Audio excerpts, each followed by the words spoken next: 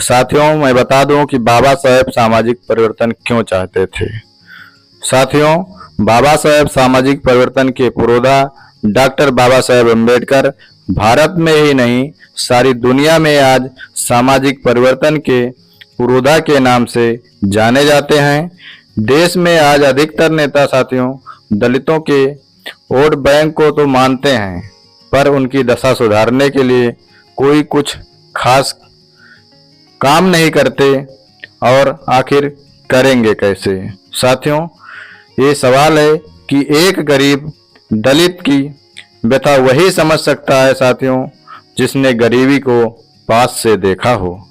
लेकिन वो तो भला हो साथियों उन नेताओं का जिन्होंने देश की आज़ादी से पहले और बाद में भी देश के दलितों और असहायों को कुछ विशेष अधिकार दे आज उन्हें सर उठा के जीने का मौका दे दिया।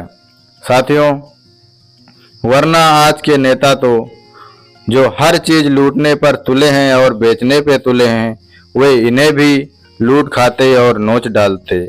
साथियों, देश के इतिहास में जब भी दलितों के कल्याण की बात आती है तो साथियों सर्वप्रथम बाबा साहेब अम्बेडकर का नाम जहन में जरूर आता है।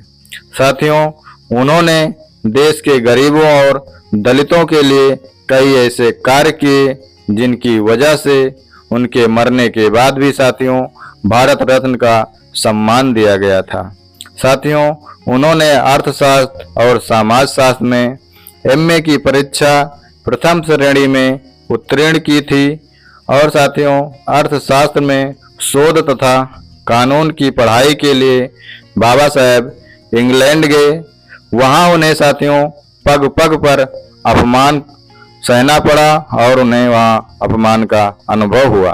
साथियों, इस घटना से उनका स्वाभिमान बहुत ही आहत हुआ और साथियों वे अपने देश स्वदेश वापस लौटने के लिए सोचने लगे। साथियों, सन 1917 में बाबा साहेब भारत लौटे और देश सेवा के महायज्ञ में अपनी आहुति डालनी शुरू की।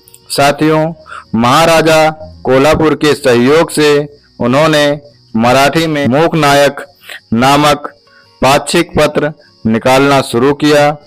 वे बहिष्कृत भारत नामक पाक्षिक तथा जनता नामक साप्ताहिक के प्रकाशन से भी जुड़े। साथियों, उन्होंने विचारोत्तेजक लेख लिखकर लोगों को जगाने का प्रयास किया। देश के स्वतंत्र होने पर साथियों उन्हें कानून मंत्री बनाया गया।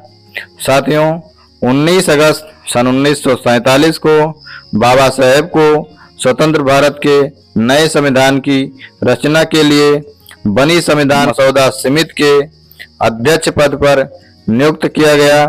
साथियों, बाबा साहब ने मसौदा तैयार करने के इस काम में अपने सहयोगियों और समकालीन प्रेक्षकों की प्रशंसा अर्जित की। साथियों, इस कार्य में बाबा साहेब अम्बेडकर का शुरुआती बौद्ध संगीतियों और अन्य बौद्ध ग्रंथों का अध्ययन बहुत काम आया। साथियों, मैं आपको बता दूं कि बाबा साहब ने महिलाओं के लिए व्यापक आर्थिक और सामाजिक अधिकारों की वकालत की और अनुसूचित जाति और अनुसूचित जनजाति के लोगों के लिए सिविल सेवाओं में, स्कूलों में और कॉलेजों की नौकरियों में आरक्षण प्रणाली शुरू की। साथियों, सभा का समर्थन भी हासिल किया और 26 नवंबर सन 1949 को संविधान सभा ने संविधान को अपना लिया था। साथियों, वहीं पे सन 1951 में संसद में अपने हिंदू कोड बिल के मसौदे को रोके जाने के बाद साथियों बाबा साहब ने मंत्री पद से इस्तीफा भी दे दिया।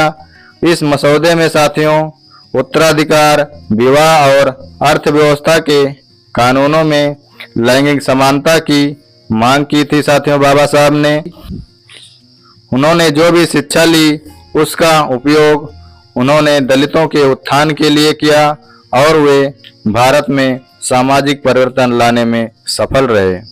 साथियों, उन्होंने समाज में बदलाव लाने के लिए जो महान कार्य किए, उन कार्यों ने उन्हें हमेशा के लिए साथियों अमर बना दिया। इसी के साथ साथियों, जय भीम, नमो बुद्धाय, जय भारत, जय संविधान।